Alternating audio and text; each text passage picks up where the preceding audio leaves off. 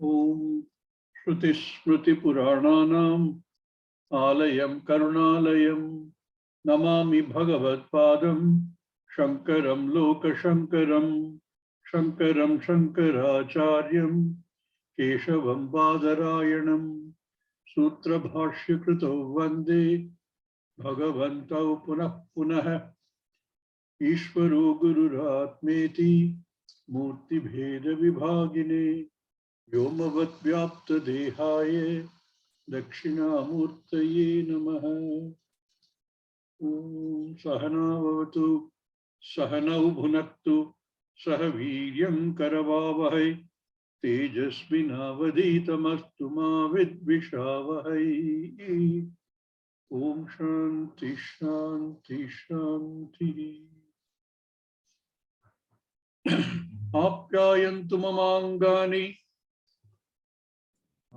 Apyayantu mamangani Vakpranachakshushotramato balamindriyani cha sarvani Vakpranashchakshushrotramatho balamindriyani cha sarvani Sarvam Brahma Upanishadam Sarvam Brahma Upanishadam Maham Brahma Nirakuryam Maham Brahma Nirakuryam Mama Brahma Nirakarot Mama Brahma Nirakarot Anirakaranamastvanirakaranam me astu Nirakaranamastvanirakararam me astu Tadatmani nirateya upanishatsu dharmaha te mai santu Tadatmani nirateya upanishatsu dharmaha te mayi santu te mai santu.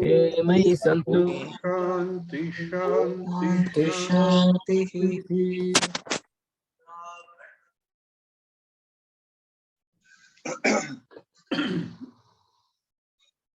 The very meaning of the word Upanishad is that which reveals the truth about oneself. Upa, Ni, Shad. The two Upa and Ni are prefixes to the Dhatu, Shadulr, Shad.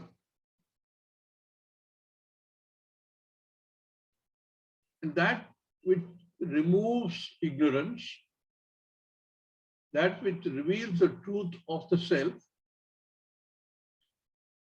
and by doing that, the removal of ignorance is from the very roots.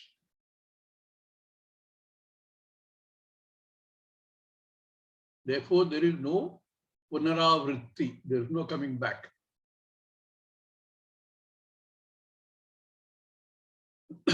That is the very meaning of the word Upanishad. The truth of what is close to you, Upa. And we read it as closest to you. And the closest to you is you. And Ni stands for Nishchayena. Without any doubts, without any shesha.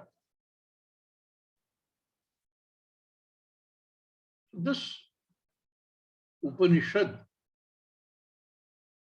tells us the truth of the self, which is essentially that I, the Atma, is the same as Paramatma. The Jivatma is the same as Paramatma, no different.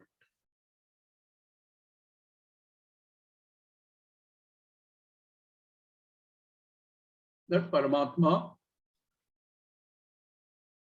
called Brahman, and the Jivatma, who we call many names, literally and figuratively, are the same. Brahman is Satyam Jnanam Anantam. Tat Brahma. Sa Atma. It is Atma. It is the Jivatma Paramatma. Same. So if one could say that anything that explains this can be called an Upanishad. The text is also called Upanishad.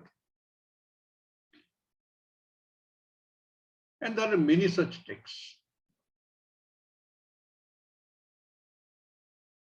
out of which 10 Upanishads belonging to all the 4 Vedas are studied more than the others.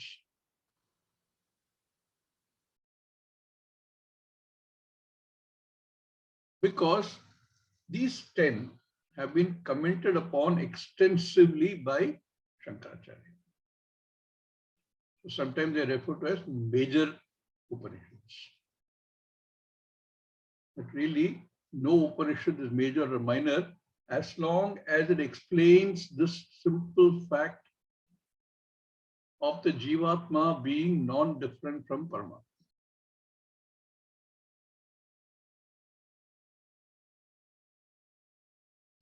Why does it have to be explained? Because this is not obvious.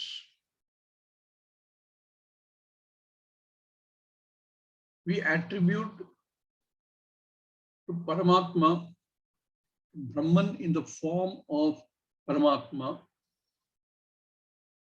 and we call Ishvara, Ishvaratvam.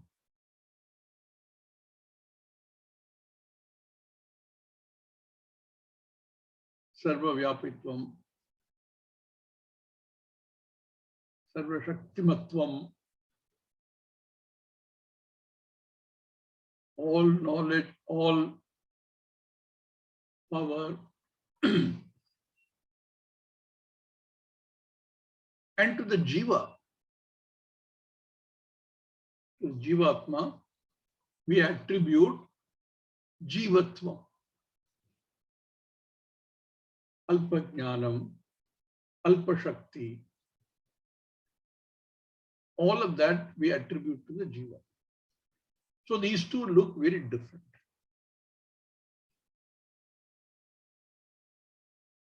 What is different is only the attribute we impose upon it.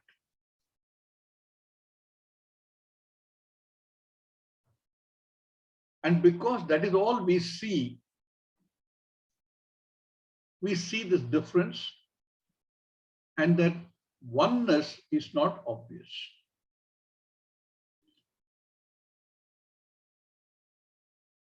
So any text which explains how these differences can be looked at and how we can see by transcending these differences the real oneness can be called an Upanishad.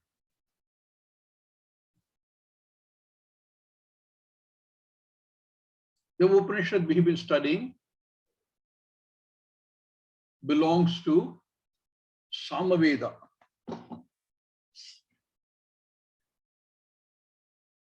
Sometimes hear the Vedas being chanted. Samaveda is the one that is musical.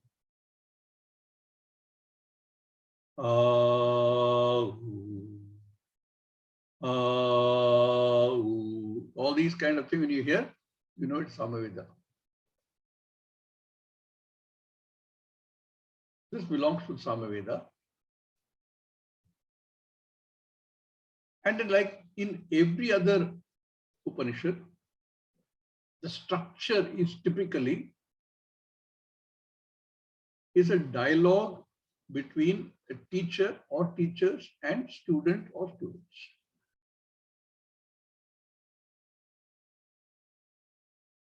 In most cases, the student asks a question. The question itself is loaded. In every Upanishad, that question which the Upanishad begins by addressing is a heavily loaded question, implying that the student has already done a lot of thinking, has understood a lot.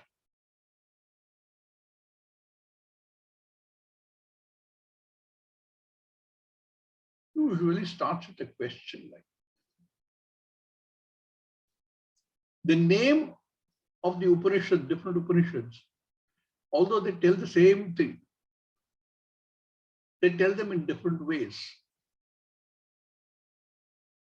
Because this orientation we have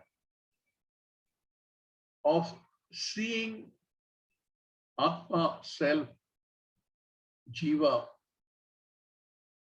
as being very different from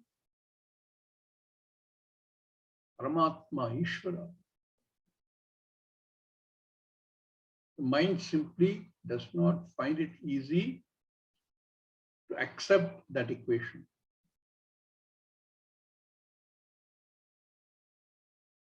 Even after we've studied for a while, it looks as if it is very clear because the whole thing is so neatly laid out. When we try to recollect, it doesn't come out as easily. A lot of questions come to the mind. Our own experiences, all the knowledge we have gathered,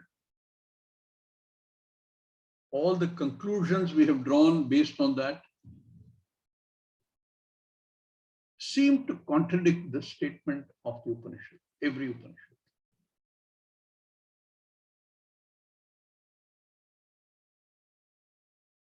Therefore, there are many Upanishads addressing it in different ways, using different methodologies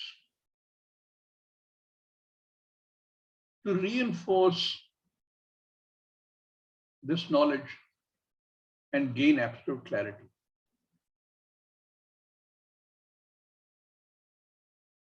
Each one starts from a different question, leads to the same answer. In fact, once you've done this for a while, there is nothing else.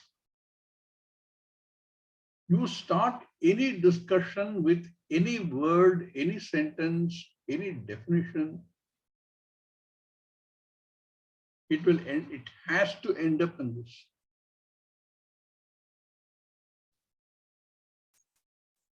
That is the nature of the truth.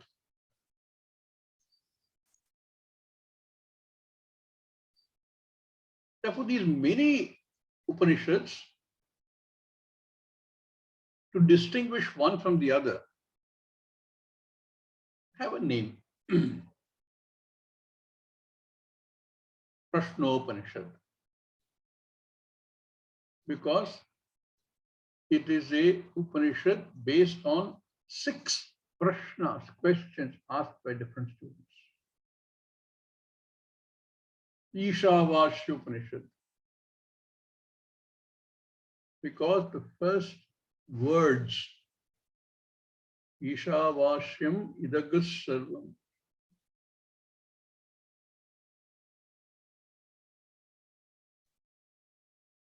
different reasons why different names are given so that we can distinguish one Upanishad from another Upanishad. Kenopanishad. Because it starts with the word Kena. Kena and Upanishad, when read together, rules of grammar make it Kenopanishad. Kena ishitam Patitam Preshitam Manaha. That's how it started. That is the question. Impelled by what? Impelled by whom? Impelled by what will? Does the mind land on whatever it lands on? What drives it to land?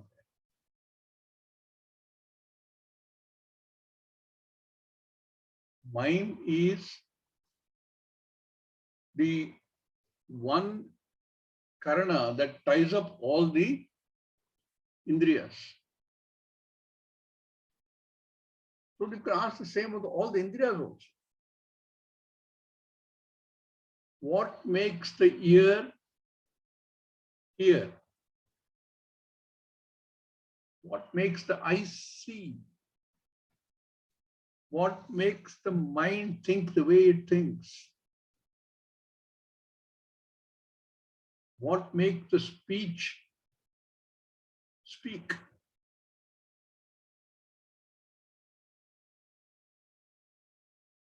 Like I said, very profound question. We take all this for granted. What makes the prana operate? Does it operate on its own? Is there another power behind it?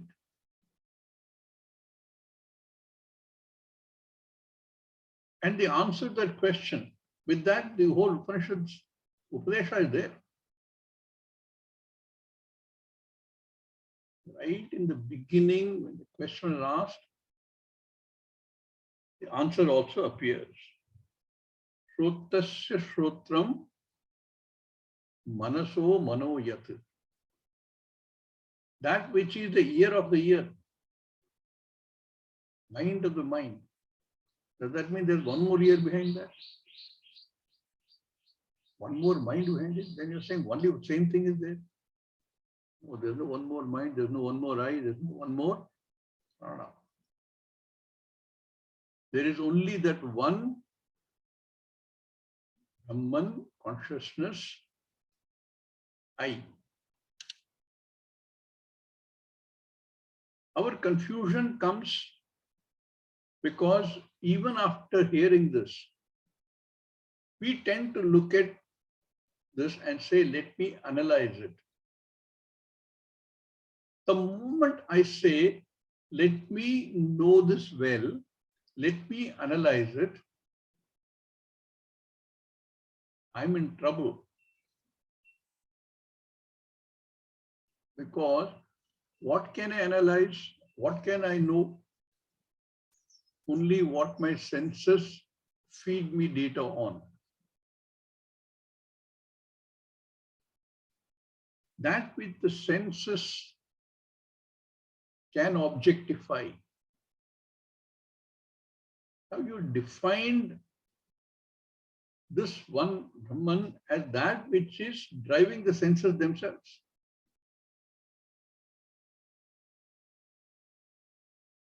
That is not an object, obviously. How are you going to use the senses to arrive at this, which is not something which the senses can see, which is in front of the senses, but which is really the truth of the senses?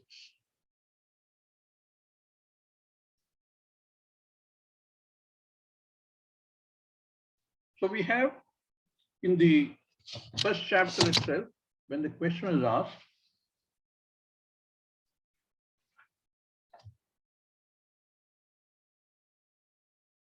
said, where the eyes cannot go, speech cannot go,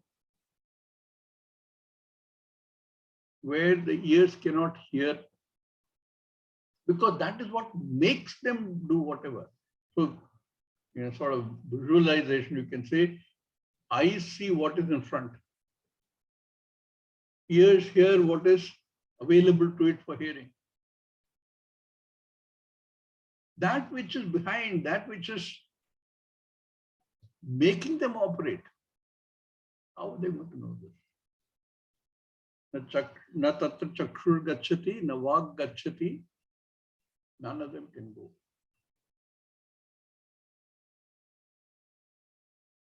That is the teaching.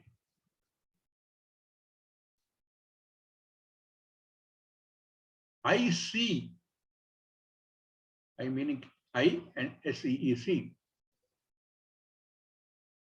You can say my eyes see.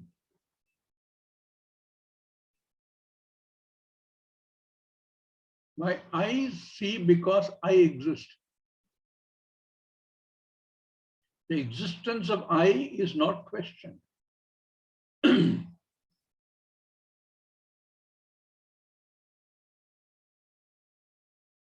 I see. My eyes see.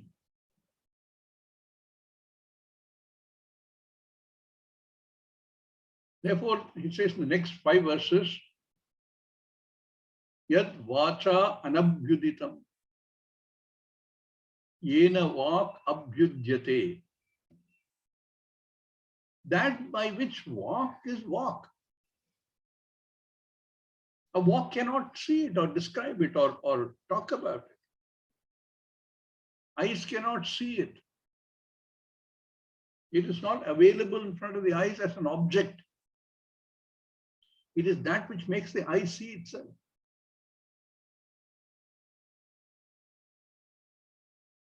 It is what makes the prana prana.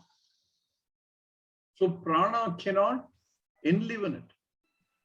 That is what enlivens prana. Prana in turn might enliven the body.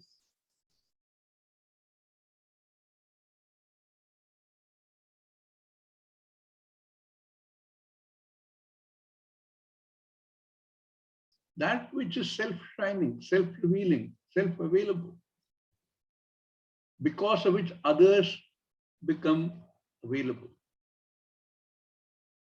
For the 5, 6 verses, very clearly, one by one, he says that Brahman is not that which can be seen, heard, touched, thought of by any of the indriyas, but that which actually makes them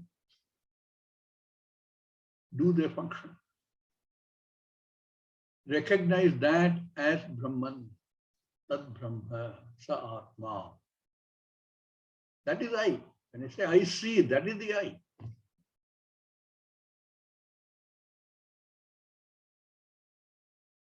Here is the crucial in this sentence. Tadeva Brahma Tvam Vidhi. You know that to be Brahman. Na idam yadidam upasate. Repeated 5, 6 times. Not that which is used for upasana. That which is used for upasana is one which has been given a form and which tend to stay with the form. That Brahman is what gives that form also. So in the very first chapter, the definition of Brahman, very beautifully given. To make sure that this teaching is clearly understood.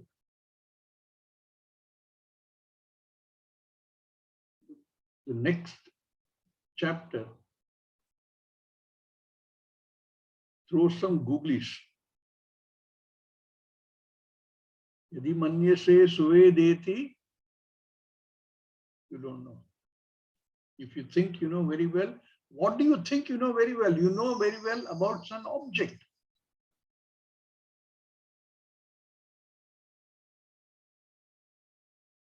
The student tackles it very smartly, saying, Manye viditam, I think I know. But I don't know it the way you have said. Naham manye suvedeti. I don't know this as an object.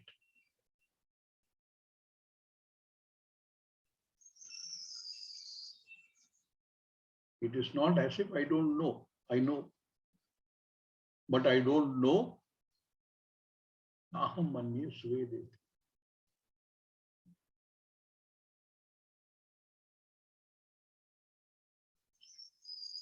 The Upanishad itself continues. Having appreciated the way the student has phrased his answer, saying, Yasya amatam tasya matam. He who can see that it is not an object in front of any of the senses, available for the senses, because he has rejected everything that can be objectified, he knows, because then he can see that that Brahman is I, which cannot be objectified. I am the subject. And matam tasya navedasaha. He who says, I know, he sees it as an object, does not know.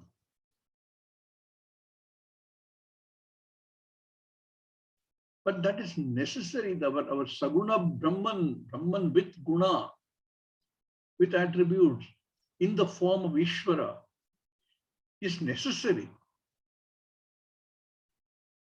Without that, we find it very difficult straight away to say, I understand Nirguna Brahman. That is why you're not able to say that. It has to go through this process.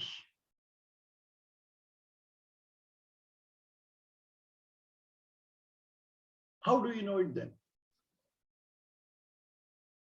He who knows doesn't know, he who doesn't know knows. What a statement. You know because in every knowing, there is a variable part, which is the object. Whole Jagat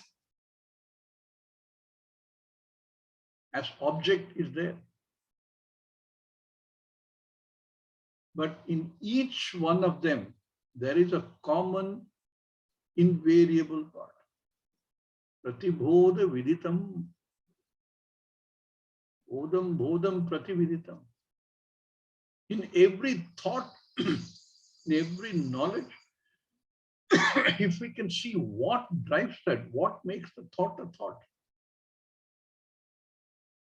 something has to be there. Pratibodha viditam matam. And immediately after that tells you what is the phala. Once you understand that much, that which is the invariable bodham, nya, and that is I, such a person gains amritatvam.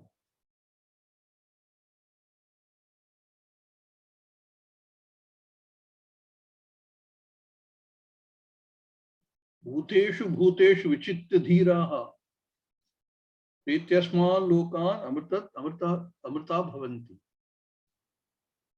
Once you see that behind everything, behind every cognition, if we see this, we've already gained that knowledge of I, the truth of I. Then this abhimana with the deha and others drop off. Although they are there physically as long as the body is there, because if we transact in this world, but the cognitive knowledge of the reality of I remains. And that means that there is no further need for any karma, no further, therefore no karma phala, therefore no need for a sharira, Once the Sharira falls, there is no more Sharira.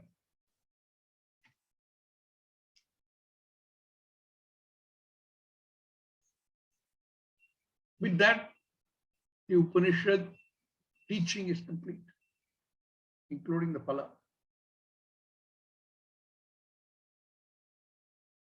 But the Upanishad takes one illustration in the form of a story.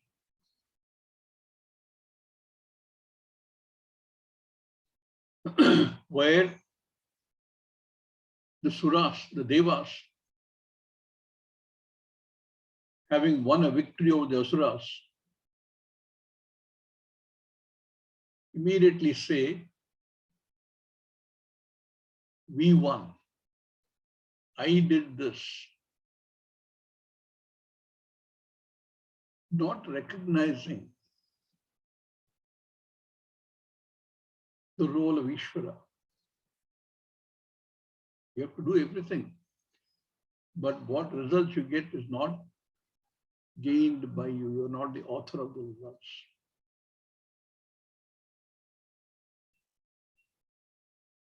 Probably a temporary setback.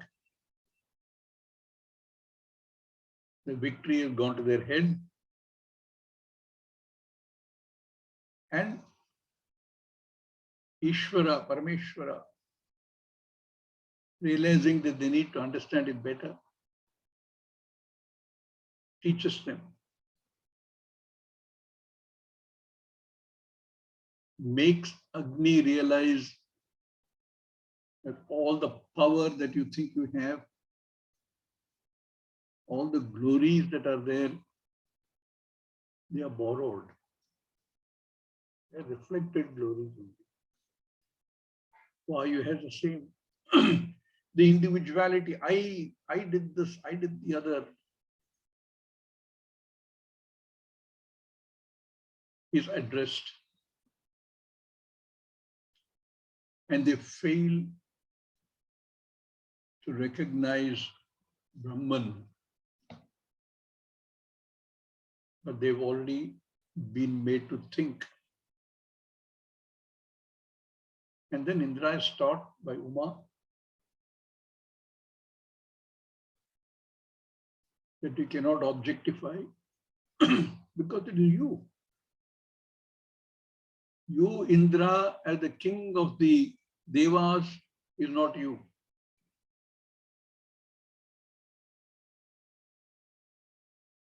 You are that Brahman. You cannot objectify the Brahman. You cannot objectify yourself. Who in turn teaches the other Devas.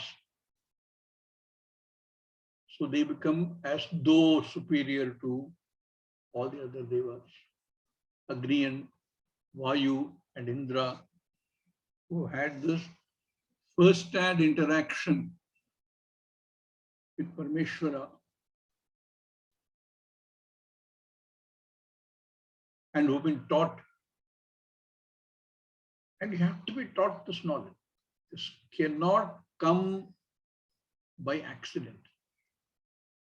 I have to say, I want to know, and I have to be taught.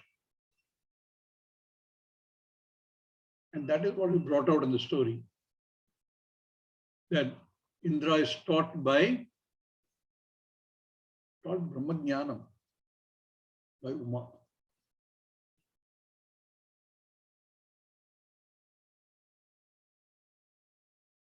They therefore become exalted. They already Devas are exalted.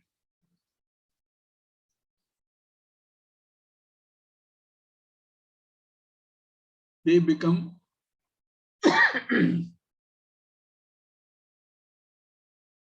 as though superior.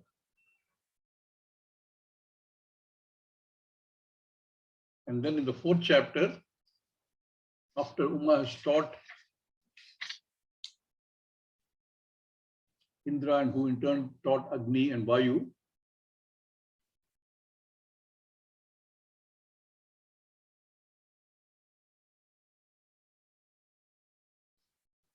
The Upanishad says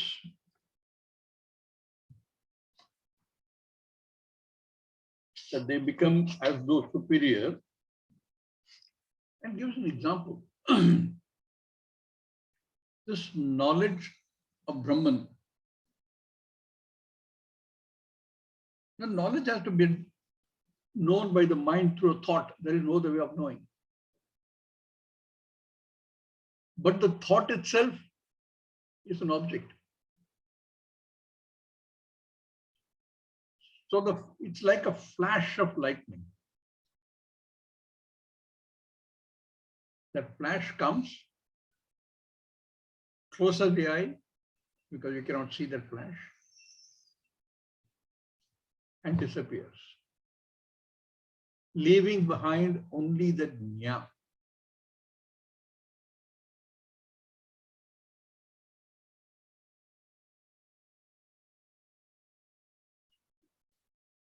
Because it is not an object we are trying to understand. It is myself.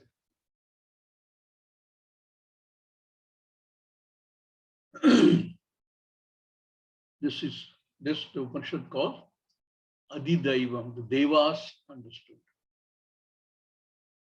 But the original question had to do with Adhyatma. What is behind my mind?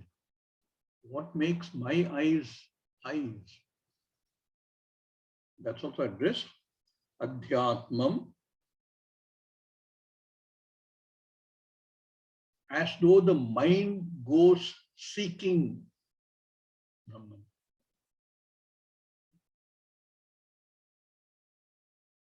Mind cannot go seeking Brahman. What makes the mind go is Brahman.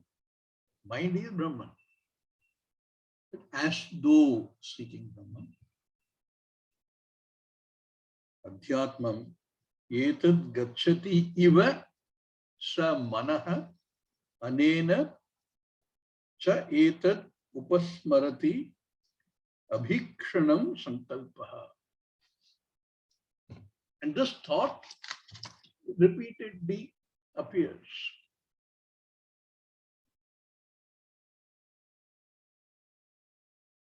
That manas is also Brahman. The thought is also Brahman. Every karaka is Brahman. Every agent of action is Brahman. Every object of action is Brahman. But Brahman is none of them, because they have no existence of their own. They exist because of Brahman, Atma, I.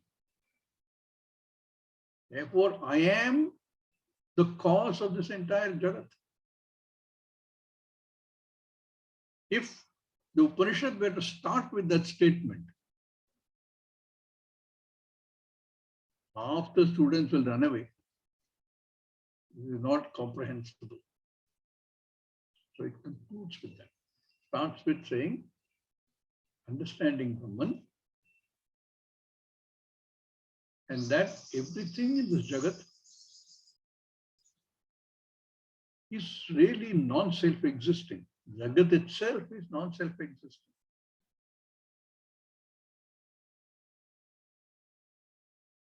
Nirvana Shatkam, if you remember, takes every one of these, including Guru, Punya, Papa, Shishya. None of them exist on their own.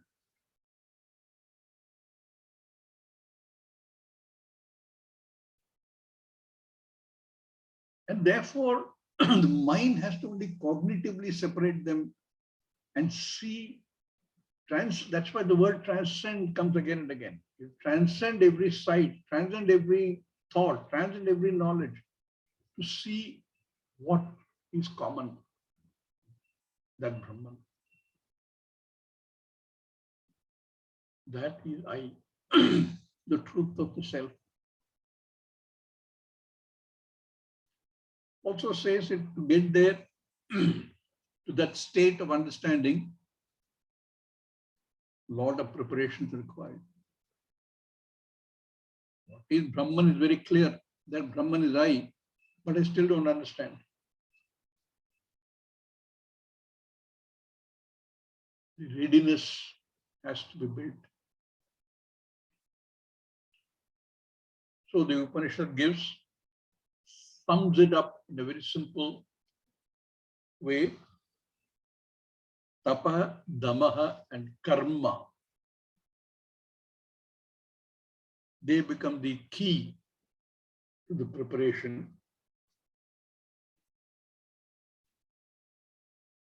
To recognize Brahman,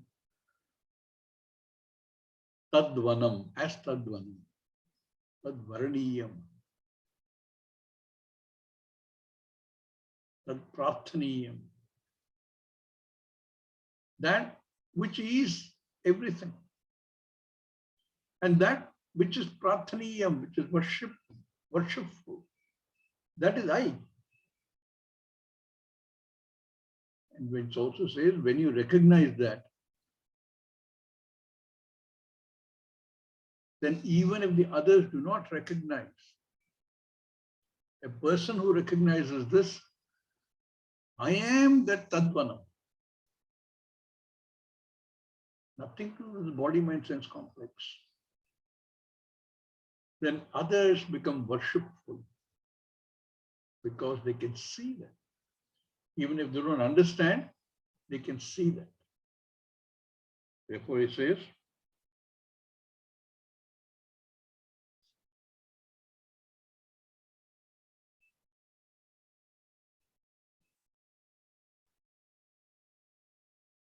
Sarvani Bhutani Samvanchanti.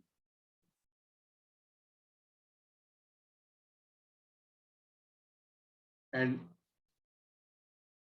one who understands like that, Apmanam Apahatya, destroying all papas, all karma phalas, papas, punyas, everything. So no karma is left, no kartatvam is left. Once they recognize the nature as Brahman, no karma phala, no punya papa, no adrishta, nothing.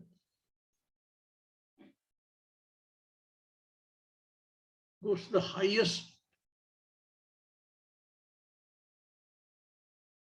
Swargaloka, but it is Anante Swargaloki, where you recognize yourself as Ananda Swarupa.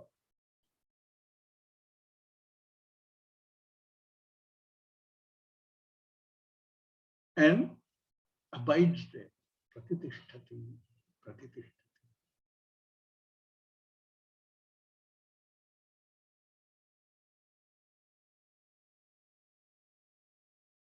I studied this and understood this. And then I have to go to the office tomorrow. This knowledge does not sit. I have to deal with my subordinates tomorrow. I have to deal with a cranky boss tomorrow. But once that clarity is there, even dealing with the cranky boss becomes that much easier.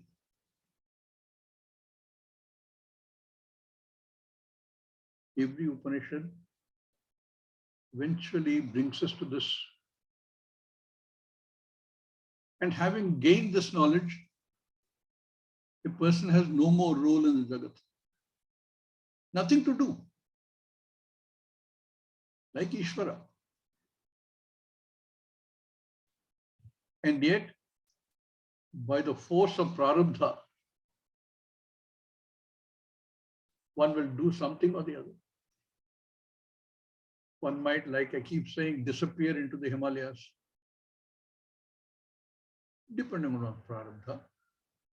Others might go out and do something in this Jagat. Yet others might just stay at one place and teach anybody who comes and says, I want to know. Not a dandora and saying, come, I will teach you, come. You won't understand.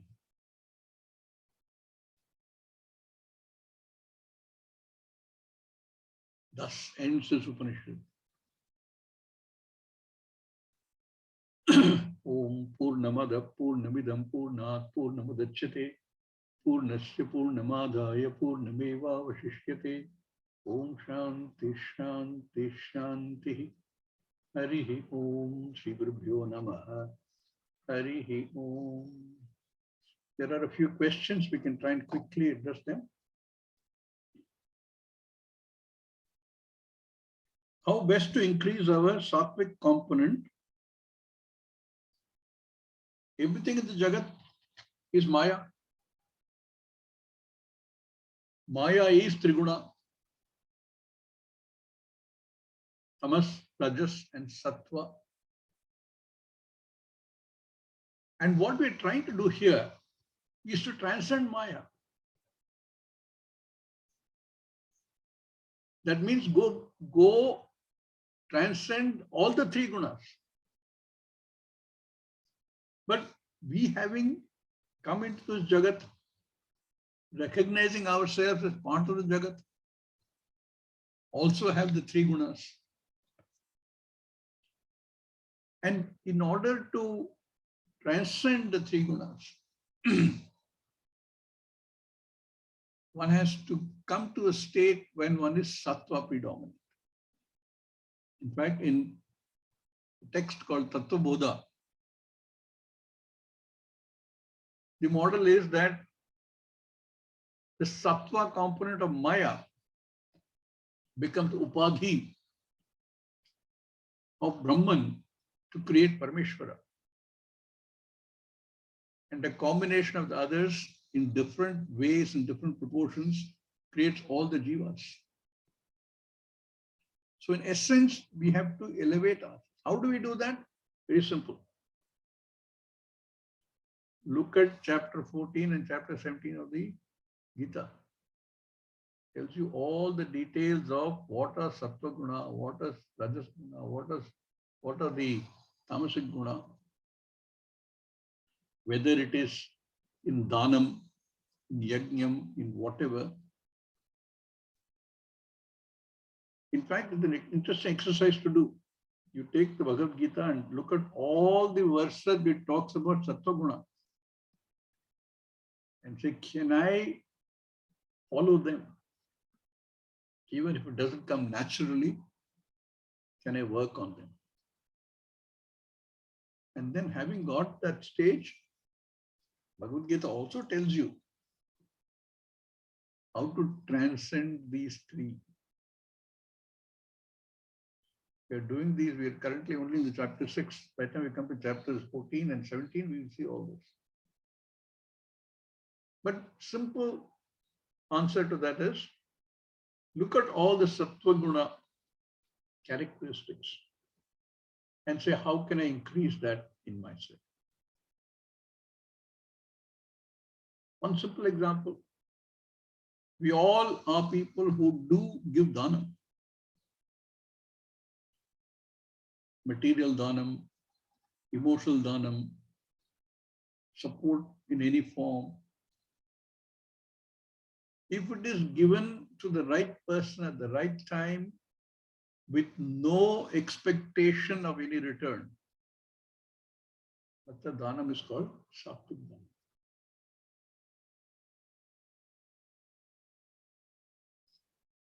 I give this to somebody in the hope that I will get something else back is rajasic. Even, Swami used to say, even to say, I want to look at the joy in that person's face when I give this dhanam, even that you don't look for. Like that, in each activity, one can look at saying, what is the sattvic way of doing it? And work towards it. Tips for meditation. No, steps to self-realization. Steps to self-realization are very simple. Shravana, Manana, Nididhyasana.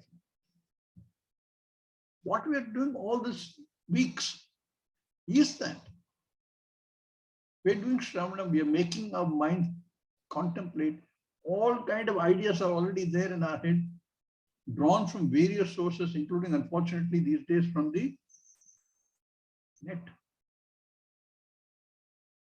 which lead us to some conclusions which seem contrary to what Upanishad says. Examine those, do mananam, and with more shravanam, mananam, and nididhyasanam, contemplating on the words rather than on a form, is the way, is the only way, in fact. Nanya panta vidyate ayanaya. Tips for meditation. I'm hoping that we will soon organize a few meditation sessions. We'll try and use the same timing. Although, unfortunately, anybody in the US finds, in Europe finds this timing not workable, but we can't possibly do it for everyone. And not only do some guided meditation, but also give you some recorded meditation tapes of Swami G, which you can continue to use on your own. How to gain and increase Chitta Shuddha? All answers available in Bhagavad Gita. Do everything you do as a karma yoga. Every karma you do as a karma yoga is the best method for gaining Chitta Shuddhi. What is Chitta Shuddhi? Not being driven by my likes and dislikes.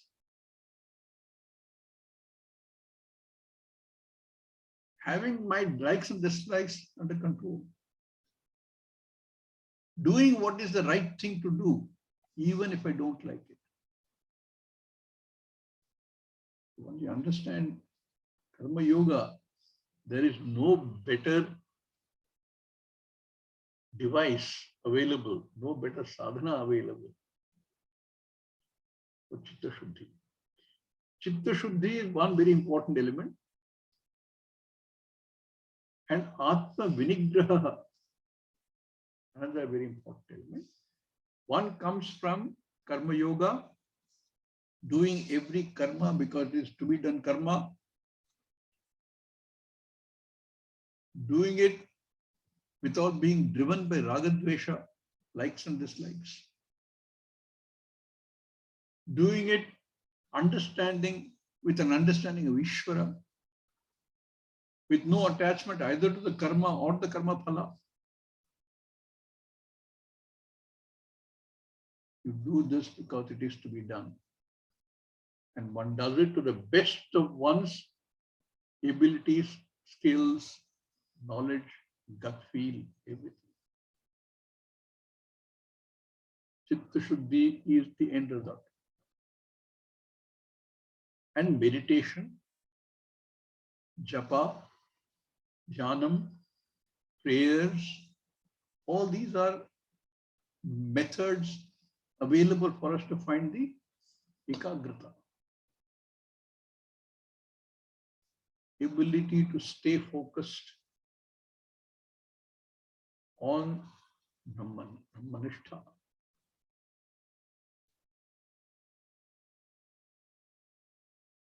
How to apply the knowledge of Brahman to our day-to-day life? What is this knowledge of Brahman? That Brahma is Satyam Jnanam Anantam. Anantam Brahma. Sa Atma. That is I. Today, I'm not able to see it. Today, I see myself as limited in every way. But because I have Shraddha, and Shastra tells me that I am Ananta, Purna. Keep that steadily in mind. And if that is what I have to reach, that knowledge is what I have to reach, how can I plan my entire activities such that it helps me in that direction rather than takes me away from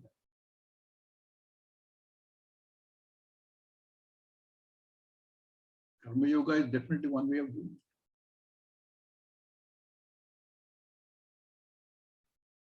By living life as a karma yogi, I am not allowing my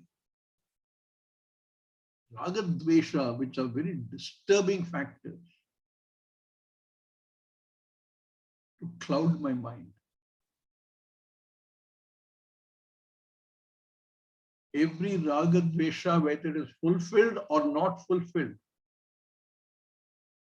leaves the mind agitated. Removes that shanta, manashanti. If you ask me what is the best prayer, highest form of prayer is Ananya Bhakti.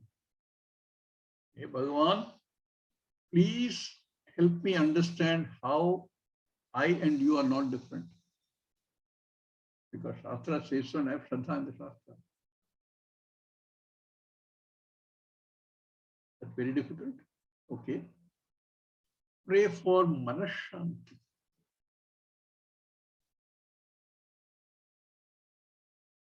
Whatever happens around me, whatever happens to me, whatever happens to people I care for,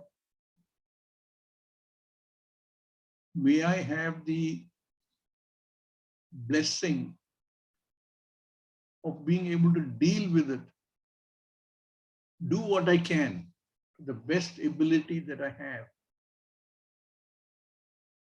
without losing my manashanti.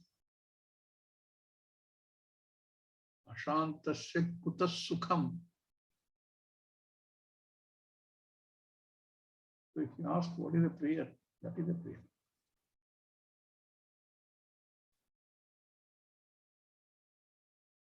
I'm not even praying for moksha. I'm not even praying for knowledge of ananyatvam. I'm simply praying, give me manashanti and give me adequate punya so that I can expose myself to this teaching. I have a good teacher. I gain that knowledge. Even if I have all that, if I, at the end of it, like the student in our Upanishad, I have to get up and say, please teach me Upanishad, then I'm in trouble.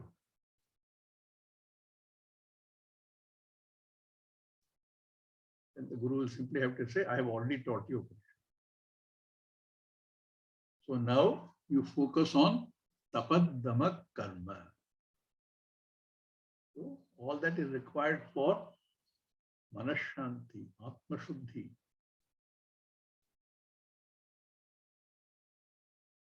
These are one very good text that you might want to follow for answer all of these questions is Sadhana Panchaka. Outlines all that you need to do. You can see which state you are in the 40 steps there. Which state are you in? Which of these you have already ticked off? Done, done, done. Which of these I have still to work on?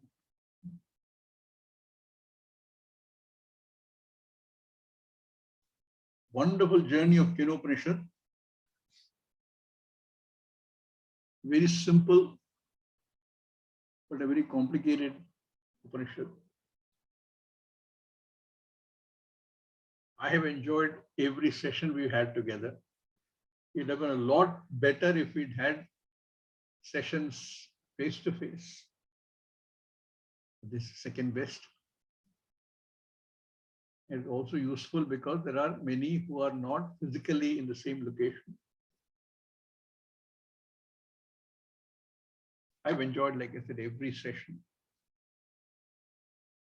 I've enjoyed thinking about the session before I come to the session, saying, what is it, how I should communicate, what I should communicate in that session. And I hope all of you have also enjoyed it as much. With that, iti Kenopanishad samaptam.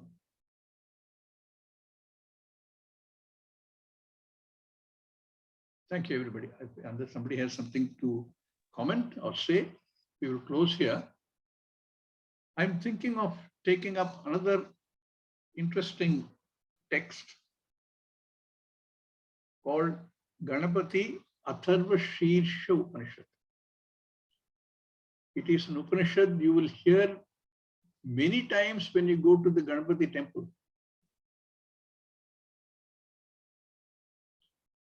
When we hear it, we don't know what the Pandit is trying to say. So the small Upanishad, I thought we will take it up next. Not the next weekend. Next weekend we'll take a break. We will start from the weekend after that. We will have it formally announced. And anybody else who wants to join, please let them also know. Sarve bhavantu sukhinah, sarve santu niramayaha, sarve bhadrani pashyantu, ma kashchid dukkha bhat bhavet, asato ma sadgamaya, tamaso ma jyotirgamaya, mrityor ma mritangamaya. Om Purnamada Purnamidam Purnat Purnamadachyate Purnasya Purnamadaya Purnameva Vashishyate. Om Shanti Shanti Shanti. Harihi Om Sri Gurubhyo Namaha. Harihi Om.